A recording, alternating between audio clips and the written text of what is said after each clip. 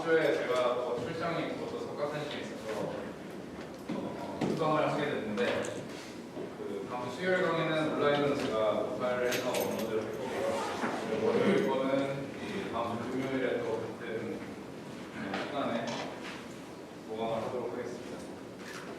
그리고 저희 수업이 이제 어느 정도 이제 한 달이면은 끝나게 돼서 발표 평가에 대해서 공지를 할 예정이고요. 추가적으로 오늘 저녁쯤에 아마 숙제가 하나 올라갈 겁니다. 여러분의 행복을 위해서 준비를 하고 있습니다. 네, 그래서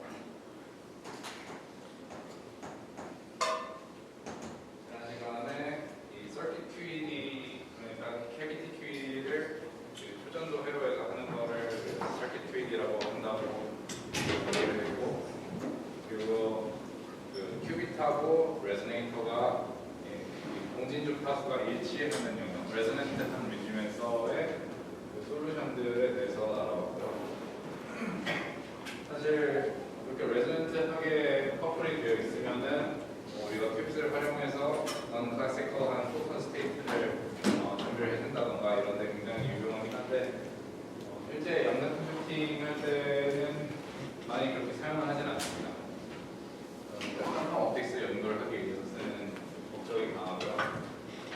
우리가 서킷 QED에서 가장 많이 쓰는 지금 디스퍼시브 리지를 하는 건데, 큐빗하고 레조네이터의 주파수 차이가 얘들 사이의 커플링보다 훨씬 더 큰 영역을 얘기를 하고요. 이거는 큐빗의 상태를 측정하는 방법으로 현재 거의 99.9% 그렇게 사용이 되고 있습니다. 그렇기 때문에 잘 공부를 해두는 게 좋을 것 같고요. 지난 시간에 그 내용을 간단하게 요약해드리자면, 큐빗하고 레조네이터가 커플된 시스템은 제인스 커밍스 모델로 기술이 되고, 이것의 해밀토니안은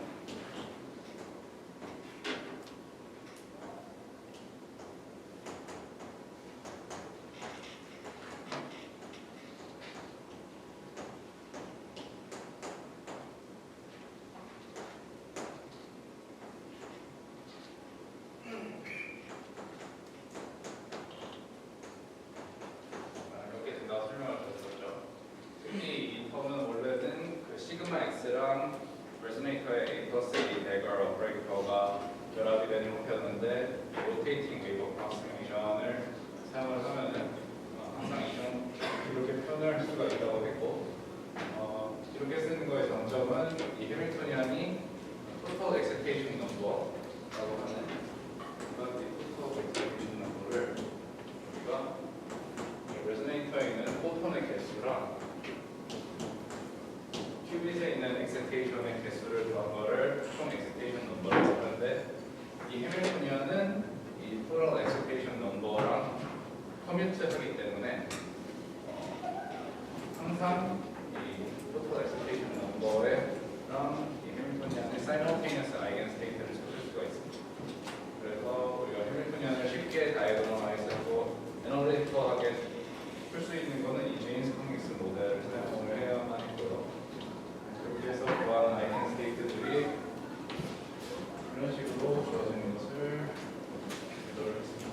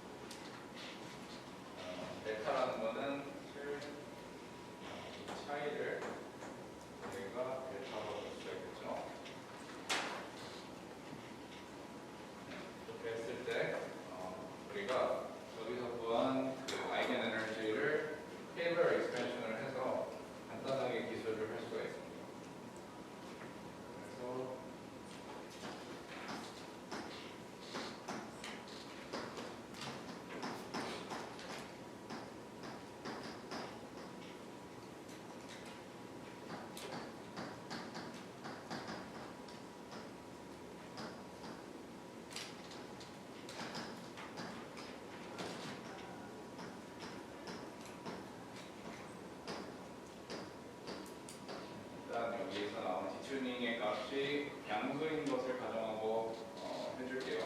음수일 때도 똑같은 계산을 할 수가 있는데 저는 편하게 하기 위해서 가정해주겠습니다. 그래서 저거를 다시 써보면은 이런 식으로 쓸 수가 있겠어요.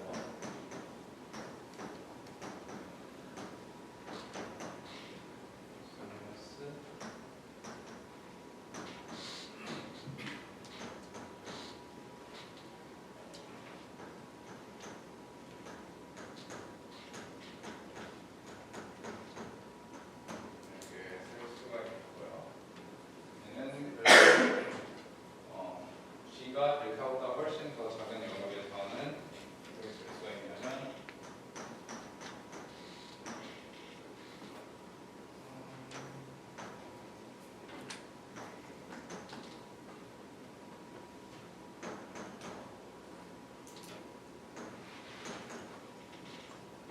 G가 델타보다 훨씬 더 작은 영역에 있지만 그러니까 얘가 작아야 돼서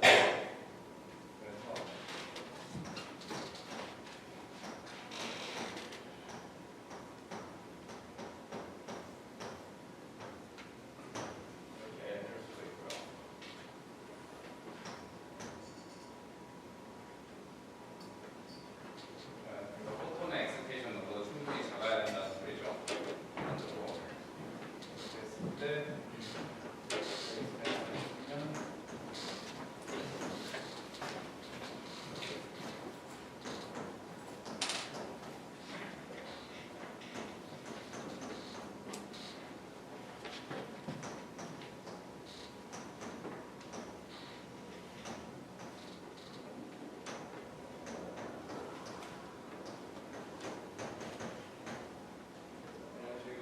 전개가 가능하고요. 네. 그래서 우리가 여기서 해주는 게 뭐냐면 이 토탈 엑스페이션 넘버라는 얘로 그거를 한번 표현을 해줘보겠습니다. 그리고 얘를 같이 쓰면 사실 이네글에다가 시그마 플러스 시그마 마이너스는 시그마 D 플러스 1을 2로 나눈 거. 그래서 이 베리어블을 활용을 해서 얘를 표현을 해보도록 할 텐데요. 이렇게 했을 때 이 해밀토니안은 어떻게 쓸 수가 있냐면 토탈 엑스페이션 넘버가 있을 테고 여기다가 이게 H가 R 그리고 이 플러스 마이너스는 이게 아까 큐빗의 큐빗이 익사이즈 스테이트에 있냐 그라운드 스테이트에 있냐랑 직접적으로 그 커넥션이 있는 거기 때문에 이렇게 써줄 수가 있고요.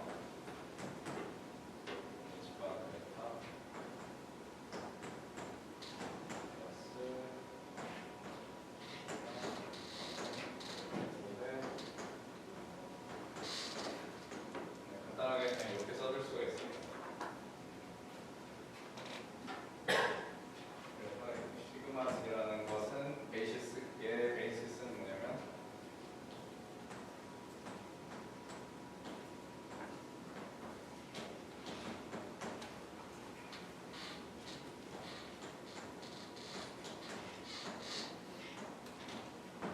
레저네이터랑 큐빗이랑 화이트 뭔가 좀 아주 약하게 커플링이 있을 때 지능에 비해서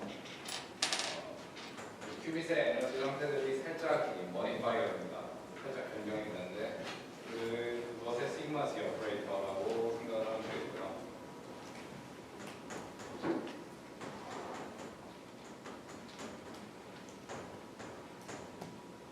네, 이렇게 쓸 수가 있습니다. 이렇게 했을 때 저희가 얘를 더 간단하게 쓸 수가 있는데요. dispersive Hamiltonian이라는 형태로 쓸 수가 있습니다. 그래서 어떻게 주어지냐면 그러니까 n 익스페이션에다가 저 a 레벨 a 플러스 시그마 d 플러스 1 나누기 2를 대입을 해주면 이런 식으로 정리가 됩니다.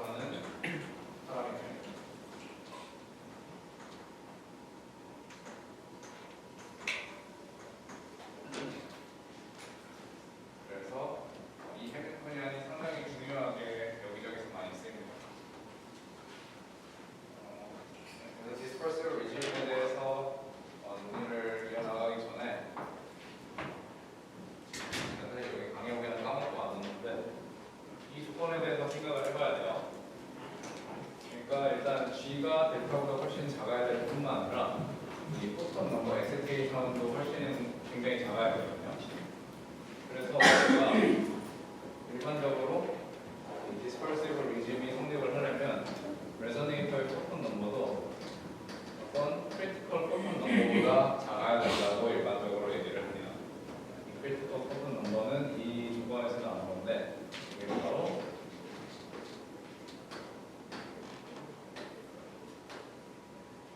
이렇게 되어 있는 넘버고요.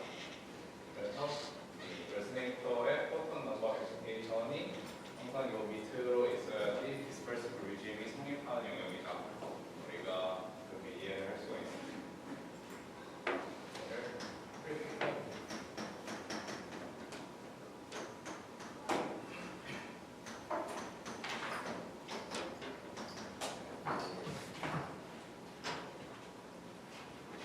그래서 이 해밀턴이는 상당히 중요하니까 메모를 치도록 하겠습니다.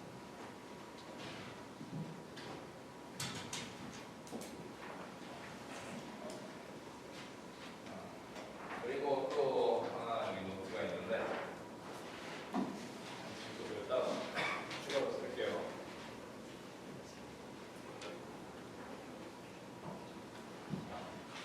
여기 간단하게 쓸 수가 있습니다. 근데 이 카이가 G squared over 델타로서 저 dispersive shift가 그렇게 있어진다 했잖아요. 근데 저거는 진짜로 큐빗이 그냥 투-레벨 시스템으로 잘 기술이 될 때이고 이 트랜스포머는 엔할모니시티가 작다고 했잖아요. 그렇기 때문에 사실 저거랑은 조금 다른데요. 그래서 higher excited state를 구별을 해줘야 되고 그렇게 했을 때 나오는 카이 값은 어떻게 주어지냐면 square over delta에다가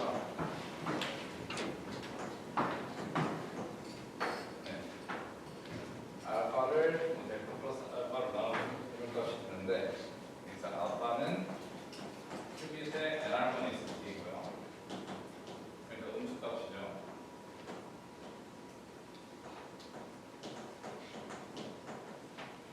그렇기 때문에 이것으로 인해서 두 가지 consequence가 있습니다. 일단 첫 번째는 보통 이 델타 값이 뭐 수기가헤르츠나 한 기가헤르츠 정도 되고 얘는 알파는 수백 메가헤르츠 정도 되거든요. 그렇기 때문에 일단 원래 갖고 있던 디스퍼시브 시프트에 비해서 크기가 작아지죠. 알파 플러스 알파 오버 델타 플러스 알파라는 프라임이기 때문에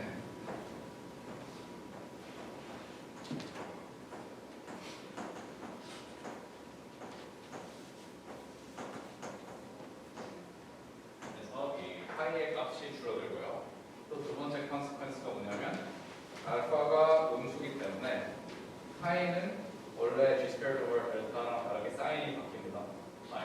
그러니까 파이가 G squared over 델타가 0쓰면 얘는 음수가 돼야 되고 그런 경우가 그렇게 됩니다.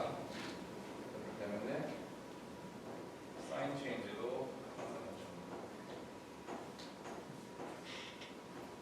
항상 상당히 헷갈립니다. 투레벨 시스템으로 항상 기술을 하고 싶은데 트랜스포머는 그러기 어려운 점들이 항상 있어요. 근데 그래도 잘 쓰고 있습니다. 트랜스포머만 사람들이 큐빅 리서치를 할 때 한 20-30년 해봤는데 이것도 해보고 저것도 해보니 결과 트랜스포머만 한 게 많이 없습니다.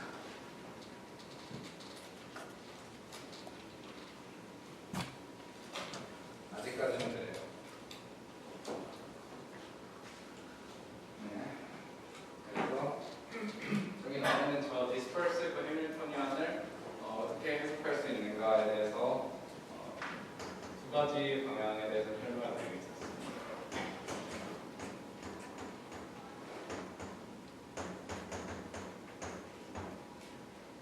네. 그래서 첫 번째로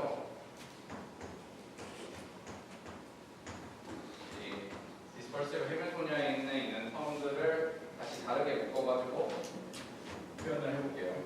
첫 번째로 이렇게 묶어서 표현하는 법이 있습니다. 그래서 레저네이터에 해당하는 텀들은 놔두고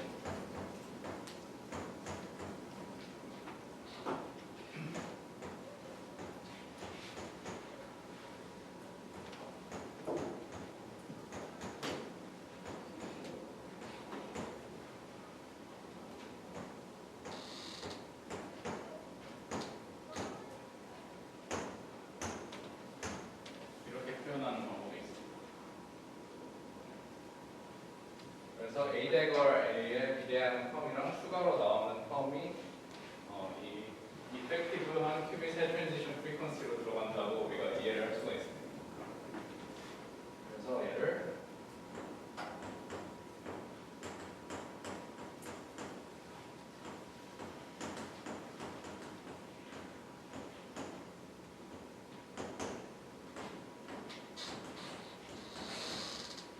원래 큐빅 트랜지션 프리퀀시가 있었는데 얘가 얼마만큼 쉬프트가 되냐면 if times pi에다가 a dagger a 플러스 2분의 1을 해준 만큼 이 큐빅의 트랜지션 프리퀀시가 쉬프트 되어 있는 것처럼 나타나게 되고요.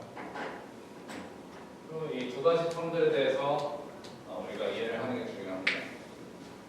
첫 번째 텀이 그 프리퀀시 쉬프트 중에 2 times pi a dagger a만큼 쉬프트하는 텀이죠. 그래서 얘는 어떻게 쓸 수가 있냐면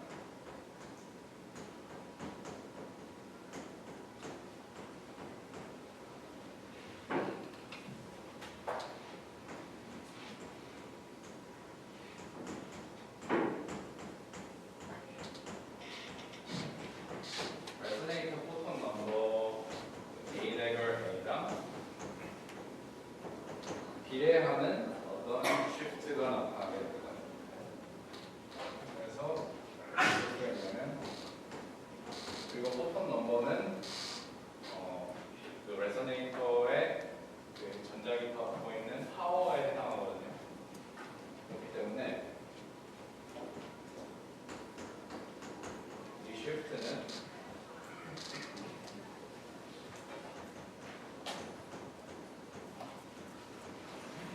전자기파의 파워에 리니어한 어떤 쉬프트가 되겠고요. 또 추가적으로 중요한 게 뭐냐면 이건 디스퍼시브 리즈메이기 때문에 이 레소네이터의 모드는 어프 레소넌트한 영역에서의 드라이버에 해당합니다. 나중에.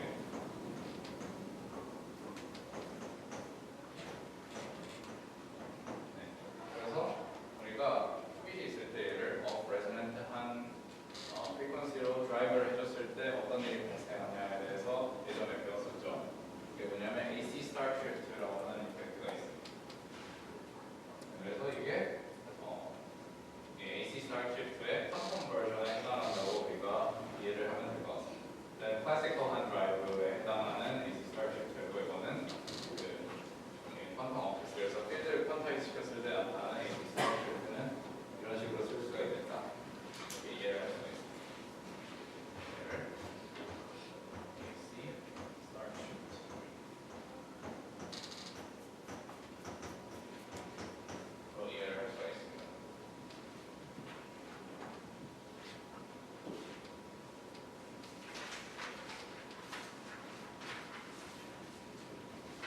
그리고 이제 남은 텀이 2카이 타임스 2분의 1이라서 이 카이라는 컨스턴트 프리퀀시 쉬프트가 남게 됩니다.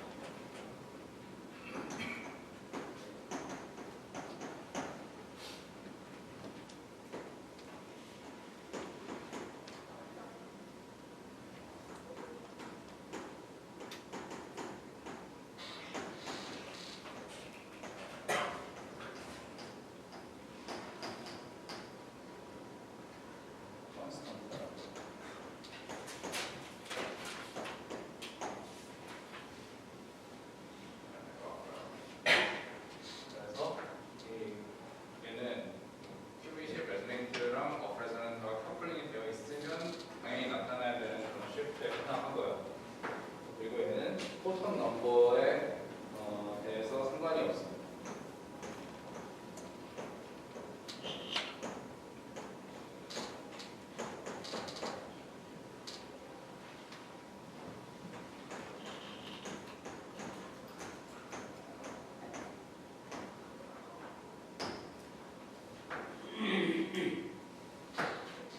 근데 얘를 우리가 옛날에 그 원자 분리했던 분들이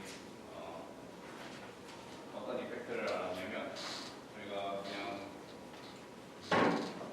원자의 뭐 에너지 레벨 트랜지션 프리퀀시가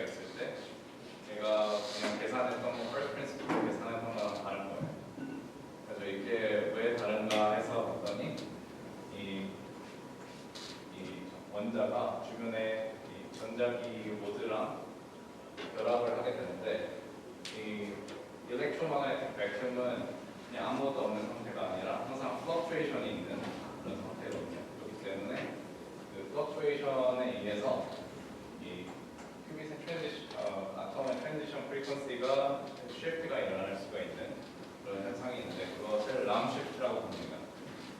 그래서 이게 소전도 회로 버전의 람 쉬프트라고 이해를 할 수가 있고요. 좀 더 자세히 써드리면은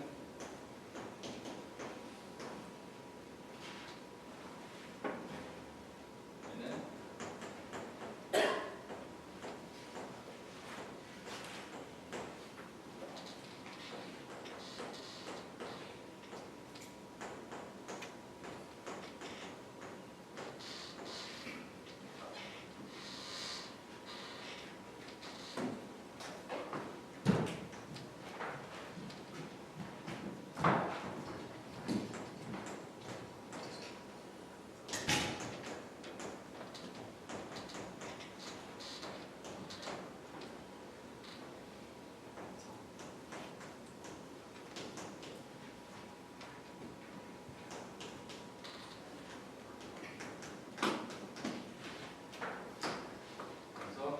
일렉트로마그네틱 백큐음에 항상 이 백큐음 플럭추에이션이 존재를 하게 되는데 그 주변과 그 버추얼 포톤을 교환을 하면서 에너지가 소유 에너지가 리노멀라이즈가 되는 그런 형태의 메커니즘을 우리가 람 쉬프트라고 이렇게 이해를 할 수가 있겠고요.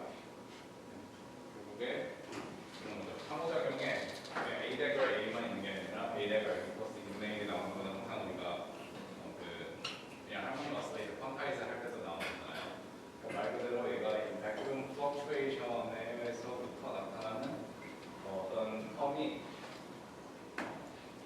큐빗의 트랜지션 프리퀀시가 리노멀라이즈 하는데 사용이 될 수가 있다. 그게 람 쉬프트다 이렇게 이해를 하면 될 것 같습니다. 그래서 이것에 관련된 실험 이 두 개 프로세스에 관련된 실험 데이터를 예를 들면 플러스를 해드리면요. 우리가 이 레조네이터를 클래시컬하게 드라이브하면 코헤런스 스테이트로 만들 수 있다는 것을 예전에 숙제에서 본 적이 있겠죠. 그렇죠? 그래서 레조네이터를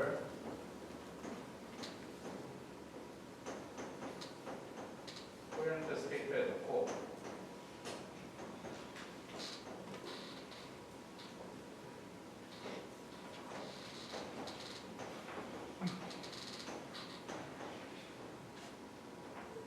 큐빗의 그 스펙트로스코피를 실험해 줍니다.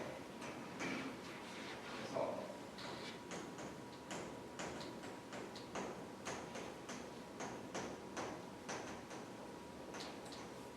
한 다음에 큐빗의 스펙트로스코피 시그널을 측정을 해주면요. 어떤 식으로 볼 수가 있냐면 이런 식의 시그널을 기대를 할 수가 있습니다.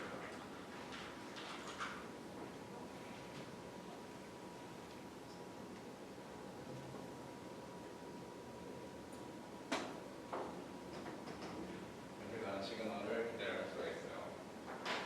그래서 각각은 뭐에 해당하냐면 큐빗의 트랜지션 프리퀀시인데 이 폭스, 그 레소네이터의 폭스 스테이트 중에서 n이 0에 있는 상태에 해당하는 큐빗 트랜지션이 이렇게 나타나고 레소네이터 스테이트가 싱글 포턴 스테이트인 애가 이렇게 이런 식으로 그려지게 됩니다.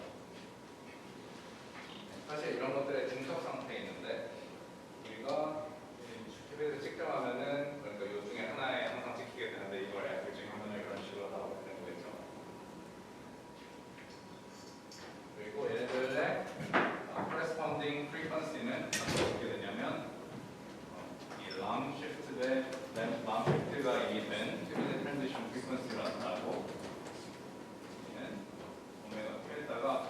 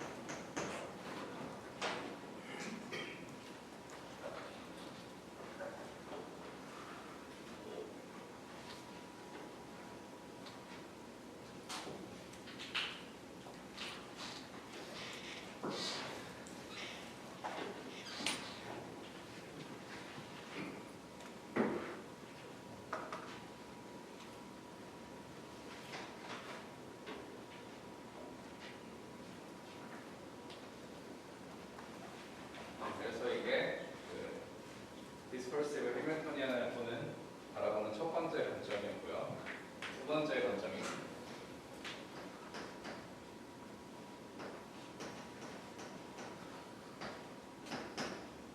또 묶어서 어떻게 쓸 수가 있냐면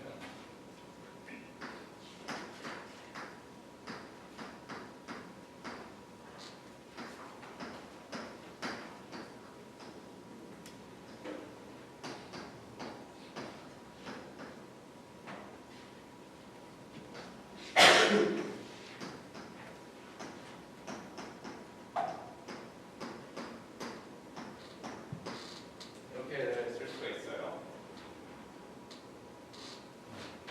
그래서 이때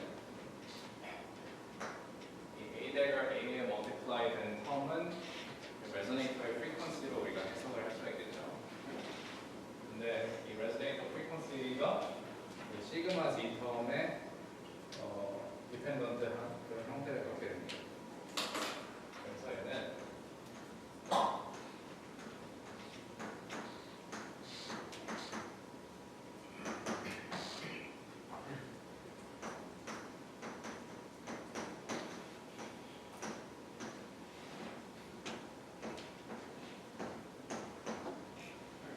그리고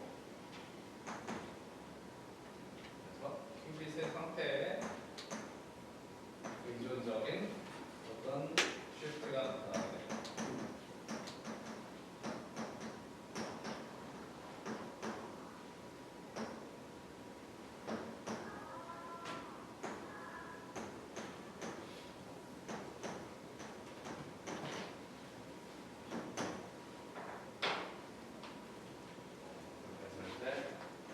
그래서 레소네이터는 한번 딱 측정을 하면은 얘가 어떤 그러니까 큐빗이 익사이드 스테이트에 있을 때의 corresponding frequency가 있을 테고 그라운드 스테이트에 있을 때 frequency가 있는 두 개의 형태로 존재를 한다고 생각할 수가 있습니다.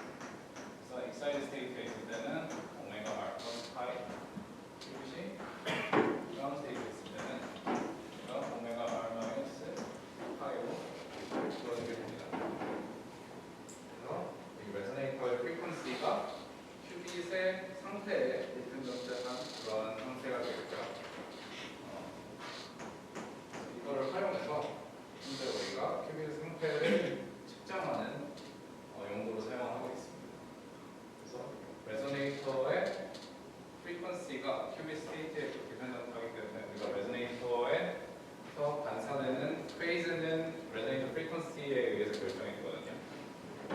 그렇기 때문에 이 레소네이터가 있을 때 거기서 반사되는 페이즈를 통해서 큐빗이 어떤 상태에 있나 알 수가 있는데 이거를 dispersive readout이라고 합니다.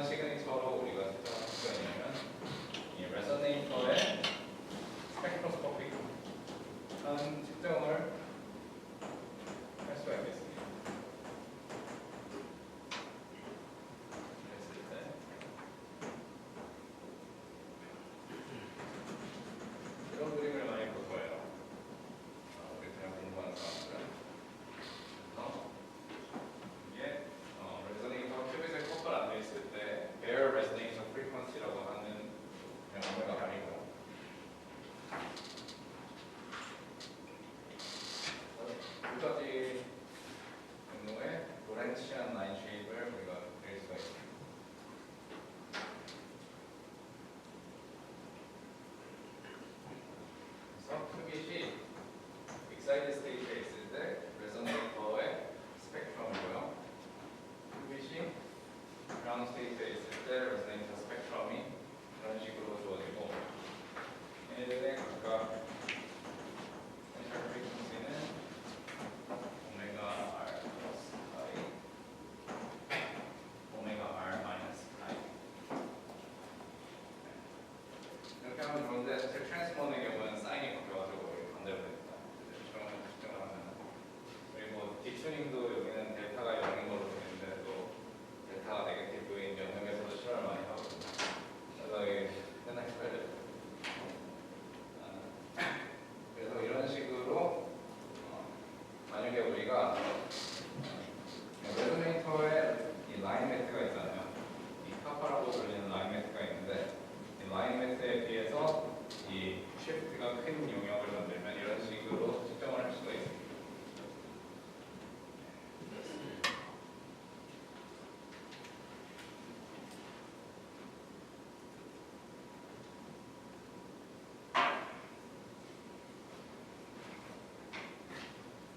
여기까지 혹시 질문 있으실까요? 네. Dispersive readouts은 orthogonal states만 readout 수 있는 orthogonal한 스테이트라는 게 ground excited states superposition in the state 구분할 수 있고 superposition in state를 우리가 측정을 하려면 우리가 양자를 통해서 배웠듯이 projective measurement를 하면은 어떤 베이시스에 측정을 하냐에 따라서 측정 결과는 예를 들면 시그마 예를 들면 superposition state가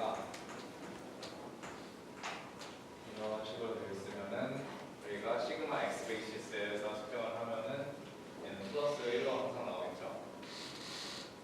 근데 얘를 d 베이시스에서 측정을 하면은 확률론적으로 2분의 1의 확률로 익사이드 스테이트, 2분의 1의 확률로 그라운드 스테이트가 측정이 돼서 이거에 예를 들면 이런 상태를 측정한 다음에 실험 결과를 보면은 사실 이건 다음 시간에 하려고 하는데 쓸 것 같은데 이 측정의 결과는 결국에 이런 식으로 두 개의 가우시안 조합의 형태로 나오게 되거든요.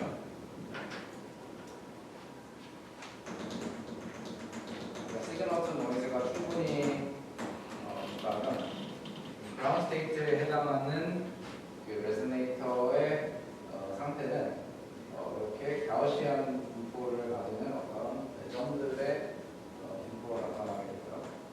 그리고 익사이드 스테이트로 나타내는 형태로 나타나게 되고요. 만약에 우리가 그라운드 스테이트랑 익사이드 스테이트의 슈퍼포지션을 프리페어 한 다음에 얘를 반복 측정을 하면 어떤 결과가 나오냐면 조합이 두 개가 나오는데 이게 반반 섞여 있는 이런 형태로 나오게 됩니다. 진짜 말 그대로 양자역학에서 여기 펑션이 콜apse 하면은 2분의 1 확률로 저기 나오고 다른 2분의 1 확률로 저렇게 되는 그런 실험 결과를 얻게 됩니다. 네.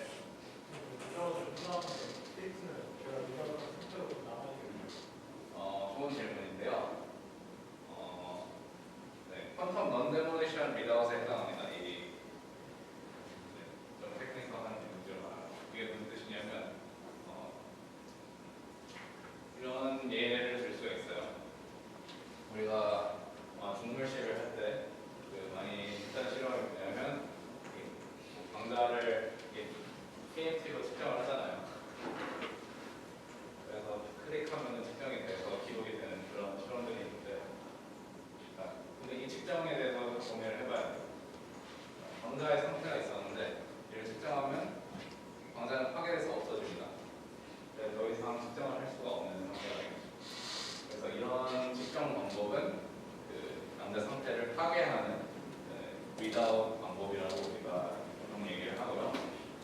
그런 dispersive readout 같은 경우는 우리가 측정을 했을 때 이 측정에 해당하는 해밀턴이안이 이런 식으로 주어져가지고 이 H나 C의 보통을 올라가고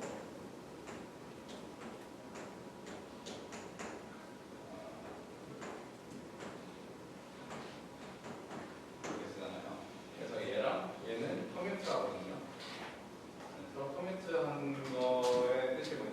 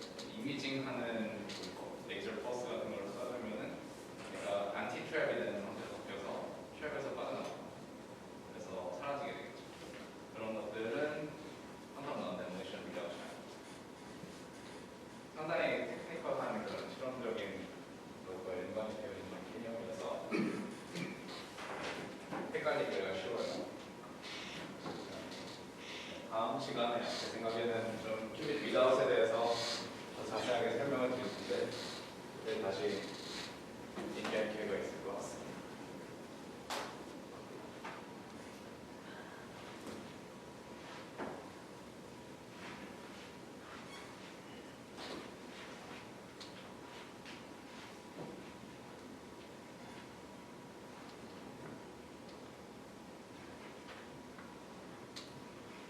그래서 아까 디스퍼스 패밀리언을 상당히 야매로 구했었는데 조금 더 널리 쓰이는 방법으로 요구를 한번 해보도록 하겠습니다.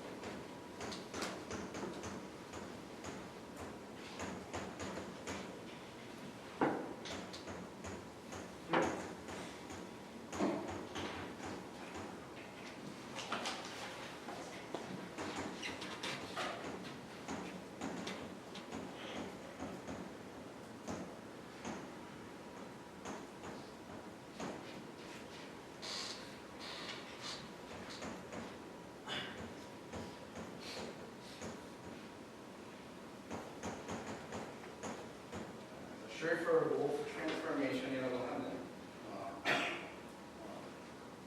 제너럴한 방법이 있고요. 그래서 해밀토니안이 예를 들면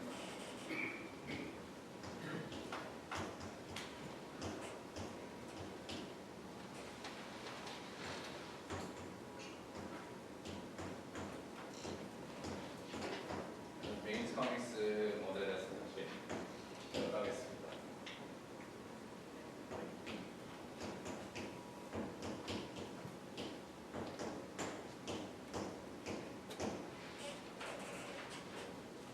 네, 이렇게 했을 때,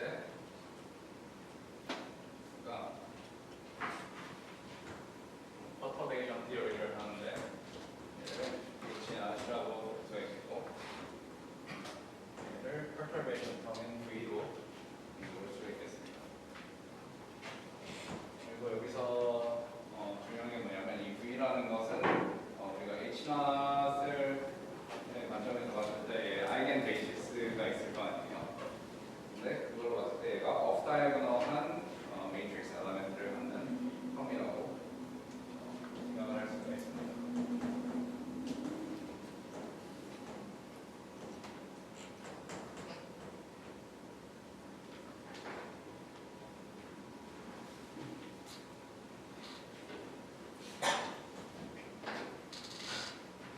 그래서 이런 off diagonal perturbation 있을 때 이 low energy effective theory를 봤을 때 얘가 diagonal한 텀으로 기술을 하자면 어떤 형태로 변환을 해서 쓸 수가 있는가가 이 Schrieffer-Wolf transformation의 기본적인 아이디어라고 할 수가 있겠고요. 그래서 하고 싶은 게 뭐냐면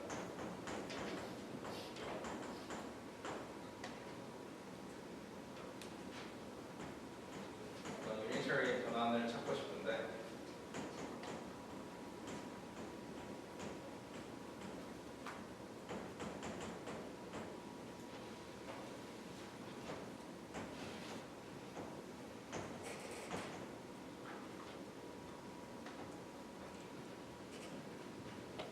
이유를 변환을 찾고 싶은데 유니터리니까는 어떻게 해야 되냐면 이렇게 해야 됩니다. 그래서 이 유니터리 변환을 하고 나면은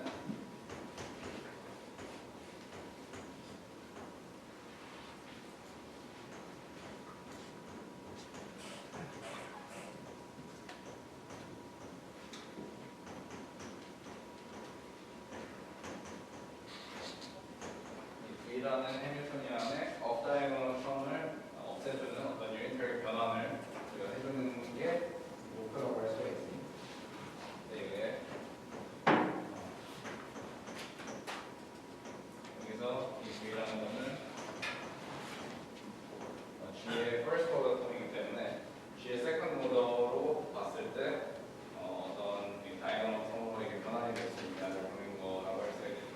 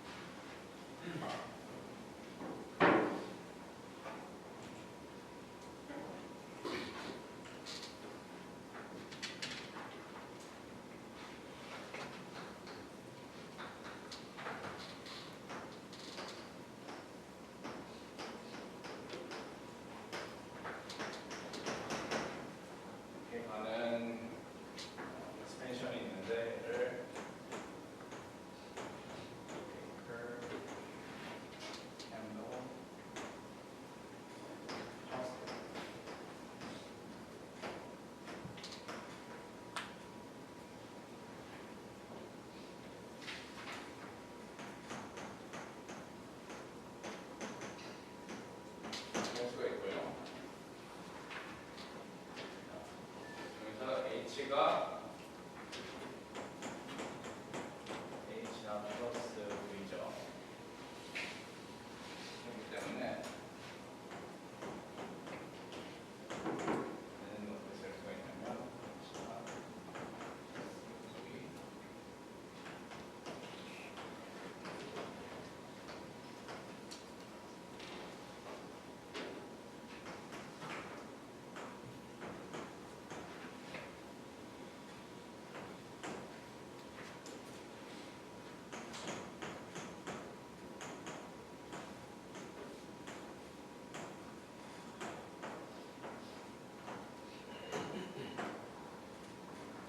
여기서 들어간 과정이 뭐냐면 이 에타라는 게 또 작은 파라미터고 뭔가 G의 오더를 갖는다고 했을 때 G의 세컨 오더까지 갖는 텀들을 모아놓은 게 이거라고 할 수가 있겠습니다.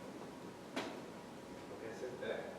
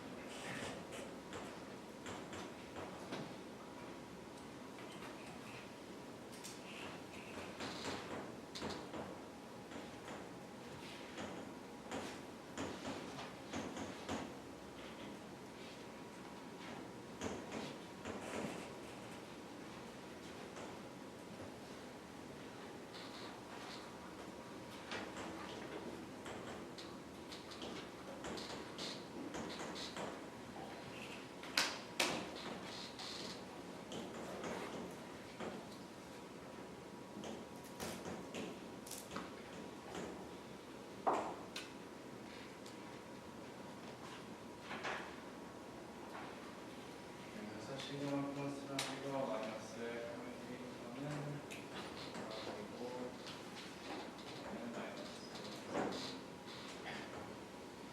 1 마이너스 1이기 때문에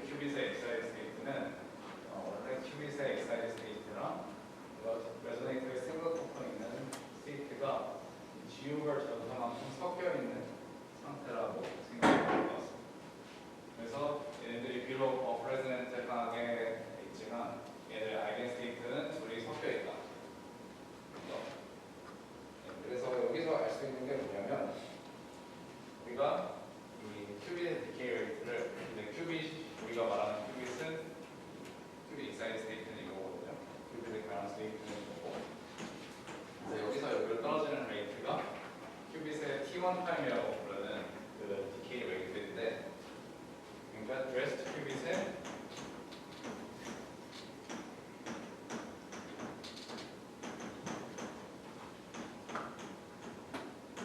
디케이 레이트가 우리가 말하는 큐빗의 디케이 레이트에 해당합니다.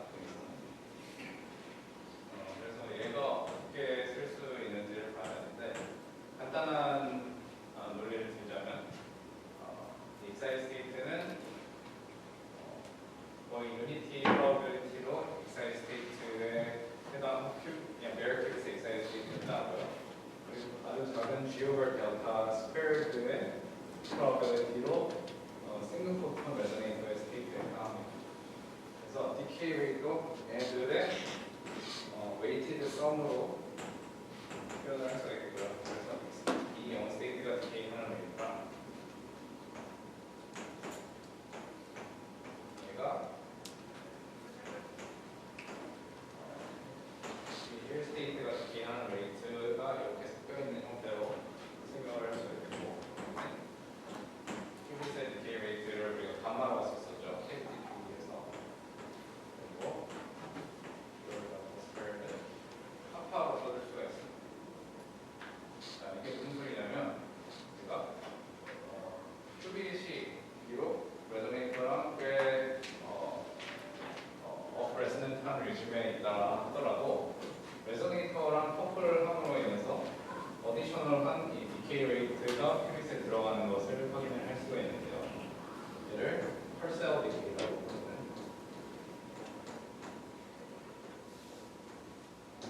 프로세스입니다.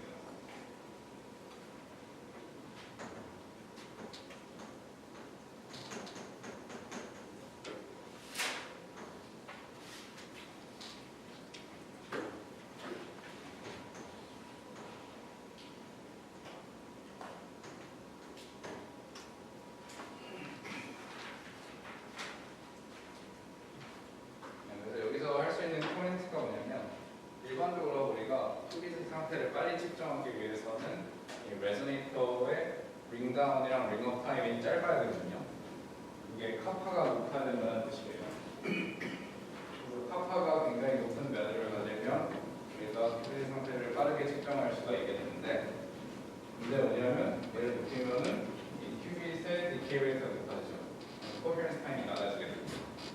그래서 항상 이 큐빗의 without 속도랑 큐빗의 코헤런스 타임은 트레이드 오프가 있는 게 예전 사람들이 하던 서킷 큐빗이었고요. 그래서 사람들이 밝혀낸 게 뭐냐면, 큐빗이 이렇게 있고 without resonator가 이렇게 있고, 얘가 external한 뭔가 라인에 커플이 돼가지고 우리가 측정을 하는 거거든요.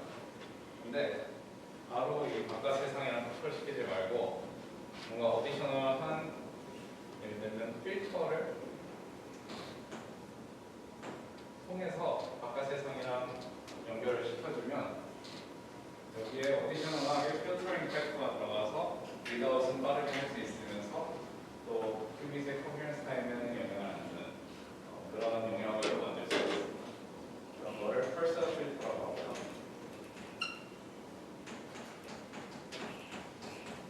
생각에는 발표평가하는 주제 중에 하나가 들어가지 않을까 생각하는데, 그래도 대표적인 필터 하나를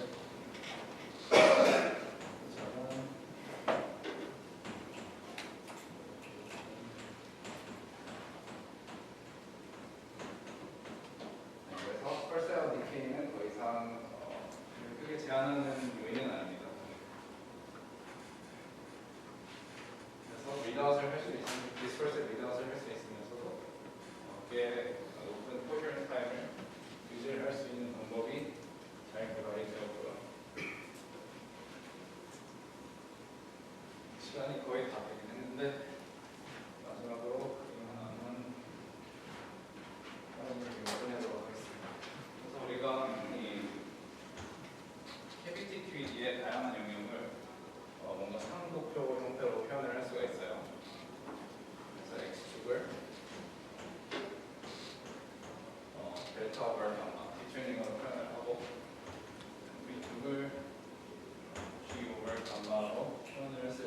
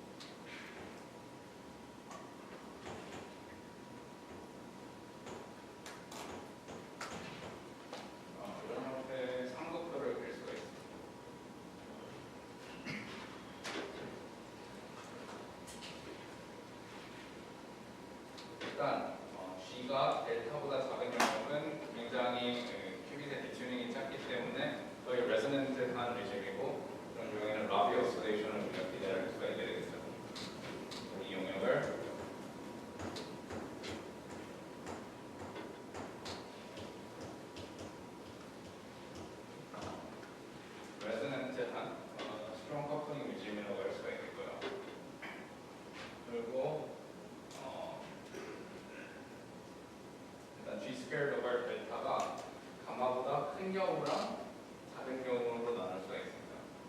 감마보다 작은 경우가 dispersive regime인데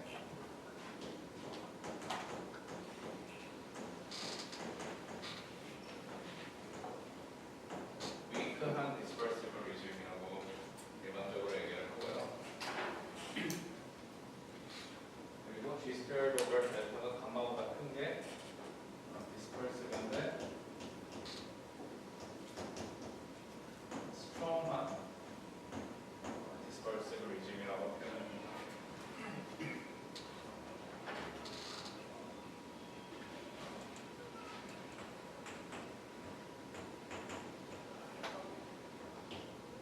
그리고 이 G값이 엄청 커지는 이런 델타랑 비교했을 때 이렇게는 dispersive strong이라고 하는 것 같은데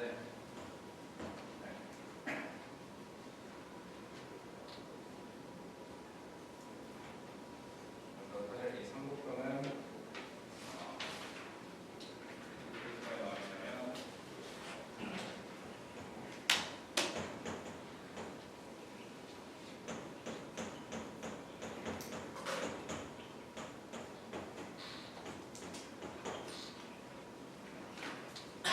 이 거에서 보는데요. 간단하게 비교를 하자면 기존 리드버그가 처음으로 PPT-QED를 공부를 했을 때 접근 가능한 영역이 이 정도라고 알려져 있습니다. 그리고 뮤추얼 애텀, 액셀리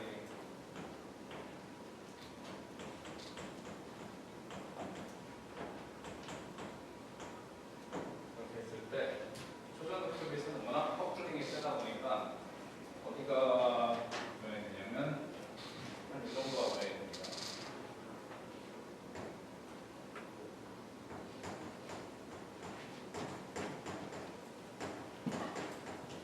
그래서 논리가 뭐냐면 우리가 구현할 수 있는 새로운 영역이 있는데 이게 바로 이 strong dispersive regim이라는 부르는 이런 영역이고요. 그래서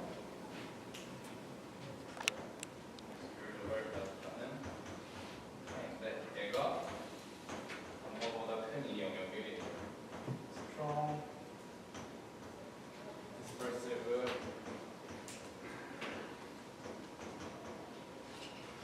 regime인데 이렇게 dispersive shift가 resolve가 가능할 정도로 굉장히 크기 때문에 이것을 활용해서 뭐 다양한 퀀텀 옵틱스 연구를 수행하는 게 가능하고 또 이런 것을 활용한 게이트, 보존익 시스템 같은 경우는 이런 것을 활용한 게이트들이 많이 활용이 되고 있습니다. 그래서 이 서킷트리에 굉장히 중요한 이 캘리 퀴기 리즘을 우리가 dispersive